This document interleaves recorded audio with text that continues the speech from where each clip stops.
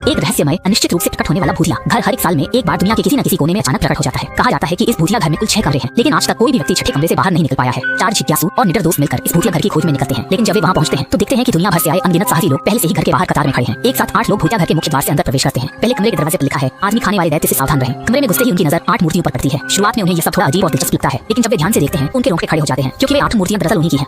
माओ ने अंदाजा लगाया कि जब वे दरवाजे से अंदर आए तभी प्रॉप्स टीम ने 3D स्कैनिंग कर ये मूर्तियां प्रिंट कर दी होंगी। किसी ने मोबाइल निकाल फोटो लेने की कोशिश की, लेकिन पता चला कमरे के अंदर कोई सिग्नल नहीं है। सभी लोग इन मूर्तियों को लेकर बेहद जिज्ञासु थे। बस कोने में खड़े दाढ़ी वाले भाई का चेहरा शांत था। तभी अचानक कमरे की लाइट बंद हो गई और करीब 2 मिनट बाद हल्की रोशनी वापस आई। लेकिन अब एक अजीब बात हुई, सभी मूर्तियां बदल चुकी थीं। उनमें काली हाथों ने उनके सिर फाड़ दिए थे। सिर्फ शॉर्ट हेयर वाले की मूर्ति सही सलामत थी। इसी वक्त अगले कमरे का दरवाजा खुल गया और ये मूर्तियां मानो उन्हें चेतावनी दे रही थी कि वे चाहें तो अभी भी इस खेल से बाहर निकल सकते हैं।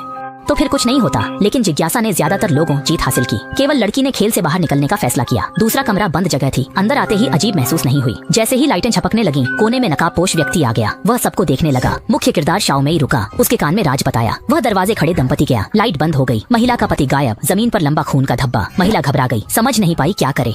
महिला तुरंत खेल से बाहर निकली। सबकी पहली प्रतिक्रिया थी, ये दोनों भूतिया घर कलाकार हैं। इसी समय तीसरे चरण का दरवाजा खुल गया। अब शांत दाढ़ी वाले भाई ने बोलना शुरू किया। उसने सबको जल्दी से बाहर निकलने कहा। अभी भी समय है। अगले चरण में वापसी का कोई रास्ता नहीं है। छोटे बालों वाला व्यक्ति मानता है वह भी कलाकार है और बिना झिझक उसके पीछे अंदर चला गया। शाओमेई की दोस्त ब्लैक सिस्टर नकाबपोश व्यक्ति से पूछा उसने अभी अभी शाओमेई से क्या कहा। शाओमेई बताया उसने उसका बचपन का नाम पुकारा, लेकिन यह नाम केवल उसके मर चुके पिता को पता था। यह समझने के लिए वह भी अंदर चली गई। तीसरे चरण में एक घूमने वाला दरवाजा था। हर बार केवल एक ही व्यक्ति अंदर जा सकता था। हर किसी का कमरा अलग अलग था। सबको मजबूरन अलग होना पड़ा। शाओमेई देखा वह लंबी गलियारे में थी। गलियारे के अंत में घिनौना चेहरा अधेड़ उम्र का आदमी खड़ा था।